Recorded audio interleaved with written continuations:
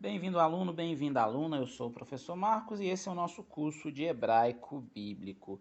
Nós estamos falando sobre os verbos dentro da língua hebraica. Na aula passada, nós demos uma introdução geral sobre todos os troncos verbais na língua hebraica, os 7 troncos verbais. Se você não assistiu, volta lá, procure aí na playlist do curso de hebraico bíblico e assista, porque essa aula ela é importantíssima para a nossa aula de hoje. Nessa aula de hoje nós vamos falar sobre o famoso tronco verbal kal, que é o tronco classificado como uma voz ativa simples. Mas é bom a gente recordar que dentro da língua hebraica, os verbos eles podem ser divididos em alguns graus de intensidade ou alguns graus de forma de desenvolvimento da ação, como por exemplo o grau simples, que é o caso do kal, o grau intensivo, que é um caso que acontece muito com ações mais fortes, ações mais intensas, e o grau causativo, que está muito ligado a quando alguém leva o outro a fazer alguma outra coisa. Nós chamamos de grau causativo. Além disso, vai ter 3 vozes, que vão ser as vozes ativa, reflexiva e a voz passiva. Da mesma forma do português. Existe ainda uma classificação, muitas vezes, como voz reflexiva barra voz recíproca, mas nós vamos falar isso um pouco mais à frente, principalmente quando estivermos abordando o tronco verbal conhecido como hitpael. Hitpael vai ser uma das formas reflexivas, apesar que o nifal também pode se manifestar como uma forma reflexiva. Então vamos lá. Esse quadro que está aí na tela para vocês é um quadro que nós vamos abordá-lo ao longo dessa aula, mas antes de abordarmos esse quadro, eu quero ir para o texto de Gênesis 1:1. Então aparece para vocês agora aí na tela o texto de Gênesis 1:1, Bereshit bara Elohim. Nós vamos focar nessas 3 palavras. Na verdade, nós vamos focar na segunda palavrinha, que é o bará, Bereshit. Para aqueles que ainda não acompanharam as outras aulas de hebraico bíblico, você vai encontrar um início de interpretação desse texto aí no canal, dentro do curso de hebraico bíblico. Mas hoje o nosso foco é apenas na palavra bará. Bará criou. Criou é um verbo, e esse verbo, ele está no quê? Ele está no kal ou ele está em um dos outros 6 troncos verbais? Nós vamos aprender ao longo dessa aula. Então foque aí nessa palavra bará, que é a palavra que aparece demarcada aí no texto hebraico. E agora nós vamos retornar para o quadro que estava projetado para vocês no início da nossa aula. Observem esse quadro. Esse quadro possui as conjugações do verbo katal. O verbo katal no hebraico, traduzindo para o nosso português, é o verbo matou, ele matou. Da forma como ele está aí, está na terceira pessoa, está na primeira pessoa, na terceira pessoa masculina do singular. A terceira pessoa masculina do singular é como que geralmente aparece lá no dicionário ou no léxico hebraico. E como nós vamos traduzir? Nós vamos traduzir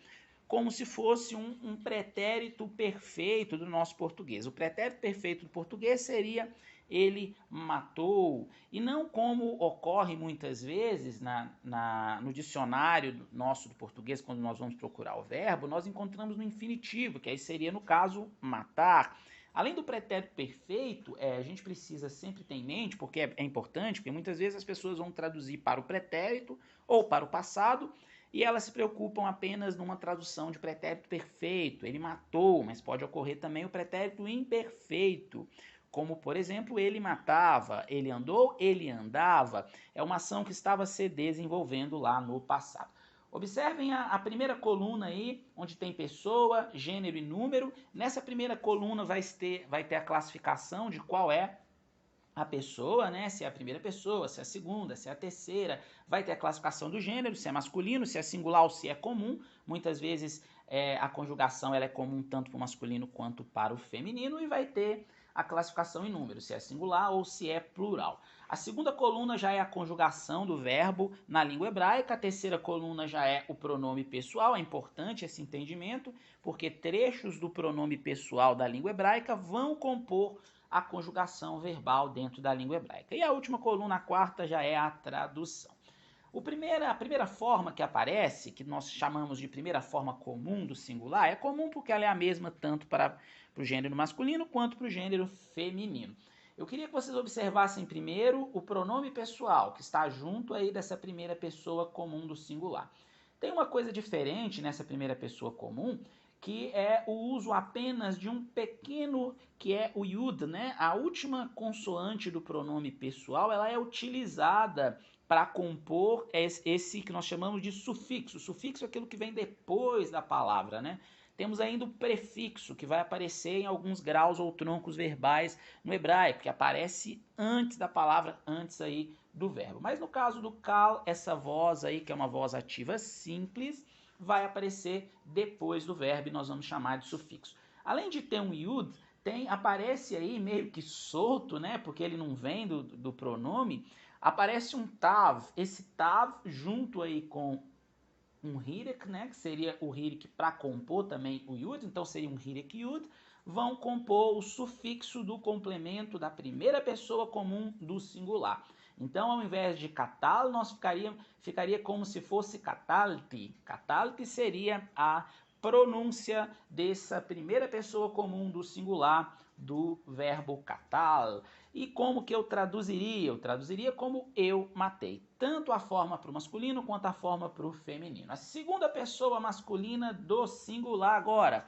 Observem aí de novo o pronome pessoal e aí tem uma observação importante. No caso da segunda pessoa masculina singular, vai ser utilizada a segunda consoante aí do pronome pessoal que forma, né, o tu ou o você. A segunda consoante que aparece para vocês é o tav acompanhado de um kametz. Então, se nós fôssemos sonorizar essa formação da conjugação, nós teríamos o katal junto com esse tav mais um kametz. Nós teríamos então o katalta. Katalta seria o tu matastes ou você matou. Nesse caso, há uma diferença do segundo feminino singular, segunda pessoa feminina do singular, que vai ter também, né, o uso do tav, mas já é o tav sendo utilizado junto com uma semivogal, né, aquele shevá que nós aprendemos lá no estudo sobre os sinais massoréticos ou sinais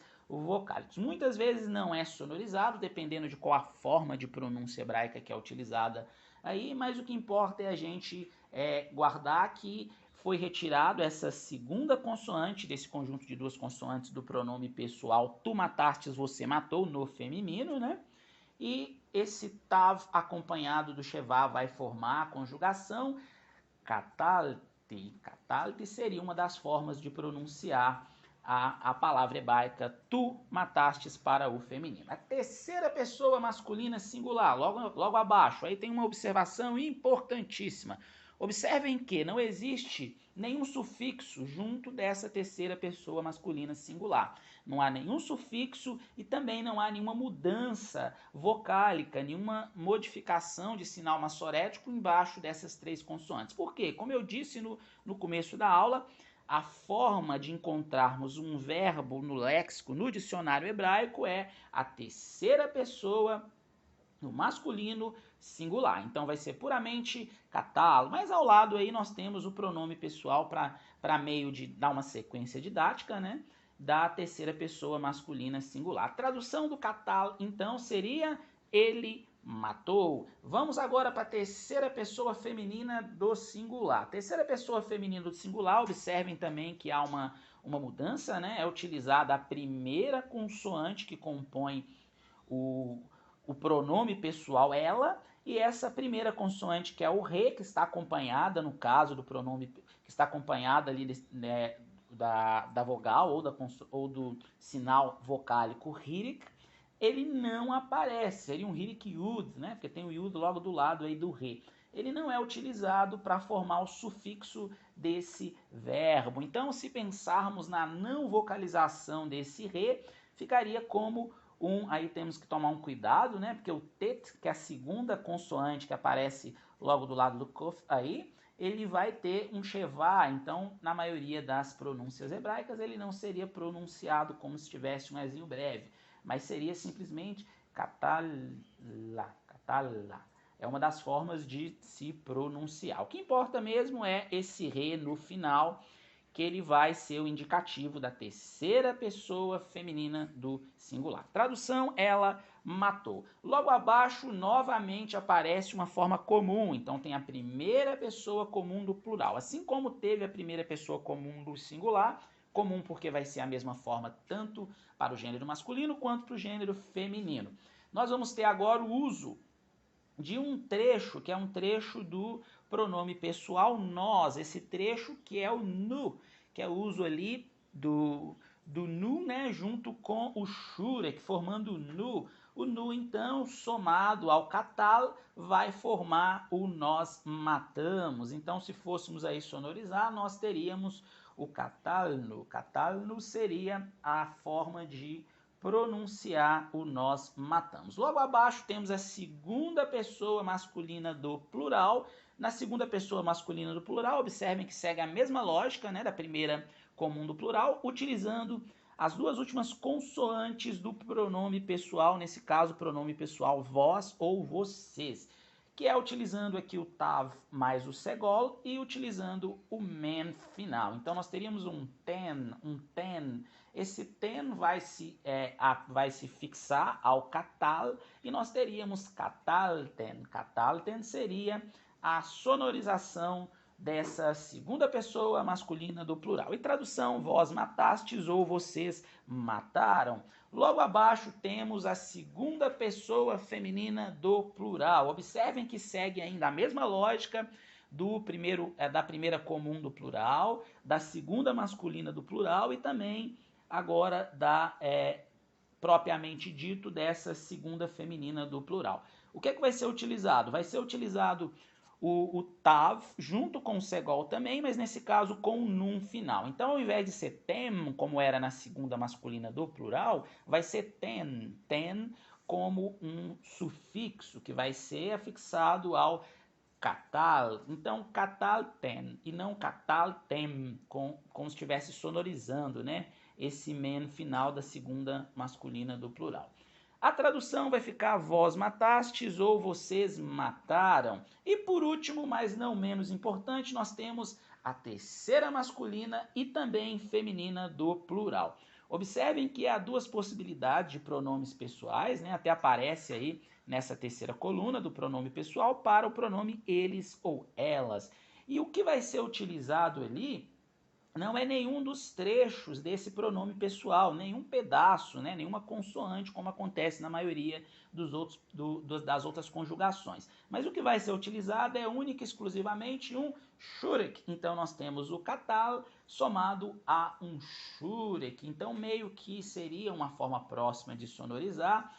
Catalo seria essa forma de sonorizar o eles mataram ou elas mataram. Vamos retornar lá para aquele texto de Gênesis 1:1, Bereshit bara Elohim. Foquem aí no bará. Se nós observarmos o que nós aprendemos aqui ao longo dessa aula, o bará está na forma da raiz, está na forma triconsonantal que mostra a raiz do verbo hebraico. Então, se está na forma da raiz, vai ser a terceira masculina singular. Qual que vai ser a tradução, então? Se nós fôssemos colocar o pronome junto, seria ele criou. O bará, da maneira que está, seria ele criou. É uma terceira masculina do singular. Tem muita teologia, hein, nessa tradução, porque muitas pessoas querem traduzir como eles criaram, mas observem que se fosse o eles criaram, iria ter a terceira masculina lá do plural, né, que seria um shurek, então teria que ser meio que um baraú, né, aparecer um shurek no final, e não é o que aparece no texto. Então o texto está na terceira pessoa masculina do singular. Essa foi então a nossa aula sobre o primeiro grau ou tronco verbal hebraico, que é o kal na forma completa. Estudaremos mais à frente o kal na forma incompleta e outras formas de aparições também verbais. Aguardo vocês.